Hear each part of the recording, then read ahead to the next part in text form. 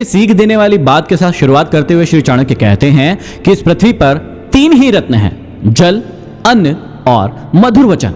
बुद्धिमान व्यक्ति इसकी समझ रखता है, परंतु मूर्ख लोग पत्थर के टुकड़े को ही रत्न कहते हैं। जल और अन्न के बिना मनुष्य का जीवन बिल्कुल भी संभव नहीं है और मधुर वचनों के बिना समाज में विचरण करना मुश्किल है। कटु वचन करने वाले का कोई भी आदर नहीं करता। मनुष्य यदि अधर्म के मार्ग पर चलता है तो उसे अपने जीवन में उपयुक्त दुखों का सामना करना पड़ता है। धन, मित्र, स्त्री और पृथ्वी ये बार बार प्राप्त होते हैं, परंतु मनुष्य का शरीर बार बार नहीं मिलता। इस श्लोक में श्री चाणक्य मानव के शरीर का महत्व बताते हैं। उनके अनुसार मानव शरीर 84 लाख योनियों में भ्रमण करने के उपरांत हमें प्राप्त हुआ है। यह अत्यंत दुर्लभ है। इसमें ईश्वर का स्मरण किया जा सकता है। आगे चाणक्य कहते हैं कि यह एक निश्चित तथ्य है कि बहुत से लोगों का समूह ही शत्रु पर विजय प्राप्त करता है। जैसे वर्षा की धार को धारण करने वाले मेघों के जल को तिनकों के द्वारा तिनके से बना छप्पर ही रोक सकता है। भाव यह है कि एकता में बड़ा बल होता है, वह बड़ी से बड़ी शक्ति से टकरा सकता है। आगे समझाते हैं कि पानी में तेल, दुष्ट व्यक्तियों में गोपनीय बातें, उत्तम पात्र को दिया गया दान और बुद्धिमान के पास शास्त्र ज्ञान यदि थोड़ा भी हो तो वे स्वयं अपनी शक्ति से विस्तार पा जाते हैं। भाव यह है कि जिस प्रकार पानी में डाला गया जरा सा तेल भी फैल जाता है, दुष्टों में पहुंची गोपनीय बातें चारों ओर फैल जाती है और बुद्धिमान का थोड़ा सा भी शास्त्र ज्ञान काफी लोगों को प्रभुत्व करता है।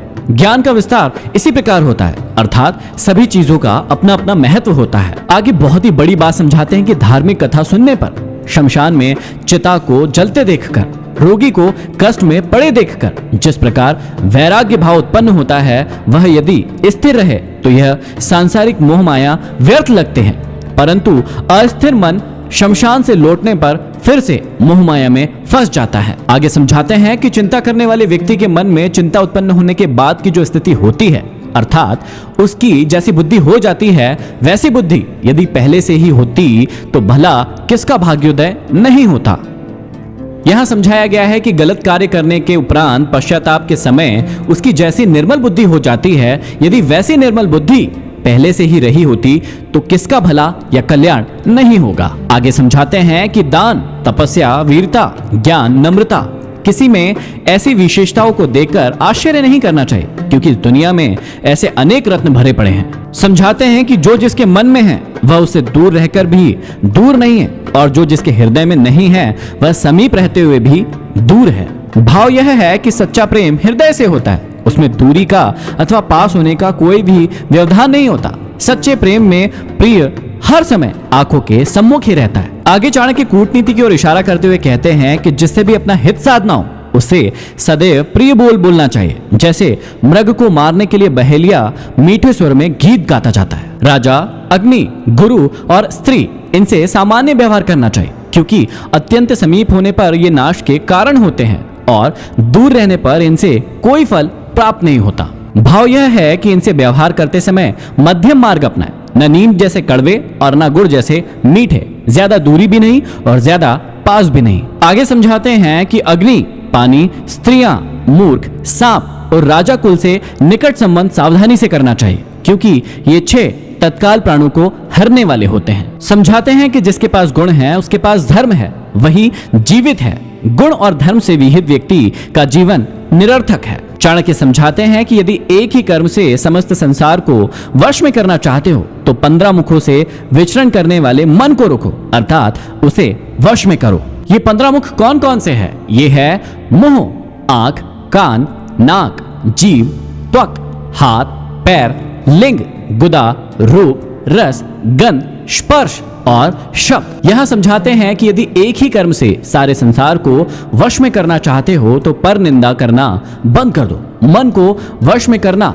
और पर निंदा ना करना दोनों ही उचित लगते हैं। ऐसा करके आपके हाथों में वशीकरण मंत्र की शक्ति आ सकती है। आगे कहते हैं कि जो प्रस्ताव के योग्य बातों को प्रभाव के अनुसार, प्रिय कार्य को या वचन को और अपनी शक्ति के अनुसार क्रोध करना जानता है, वही असली पंडित है। अर्थात प्रसंग अनुकूल बात करनी चाहिए। यदि प्रसन्नता का मौका है तो उसमें प्रसन्नता की बात होनी चाहिए। इसी तरह अन्य योग्यताओं का भी वर्णन किया है। आगे कहा है कि एक ही वस्तु को 3 दृष्टियों से देखा जा सकता है। जैसे एक सुंदर स्त्री को एक योगी मृतक के रूप में देखता है, कामुक व्यक्ति उसे कामिनी के रूप में देखता है, और कुत्ते के द्वारा वह मांस के रूप में देखी जाती है। भाव यह है कि नारी की सौंदर्यता दृष्टि भ्रम मात्र है। प्रत्येक व्यक्ति हर चीज को अपनी अपनी दृष्टि से दिखता है। आचार्य चाणक्य समझाते हैं कि बुद्धिमान व्यक्ति वही है जो अति शुद्ध दवा को, धर्म के रहस्य को, धर्म के दोष को, मैथुन अर्थात संभोग की बातों को, स्वादहीन भोजन को और अति कष्टकारी मृत्यु को किसी को न बताए। भाव यह है कि कुछ बातें ऐसी होती है जिन्हें समाज से छिपा कर रखना चाहिए। और आगे समझाते हैं कि दुष्टों का साथ त्यागो, सज्जनों का साथ करो, दिन रात धर्म का आचरण करो और प्रतिदिन इस अनित्य संसार में नित्य परमात्मा के विषय में विचार करो, उसे याद करो। यहाँ पर समाप्ति होती है 14वें अध्याय की। अब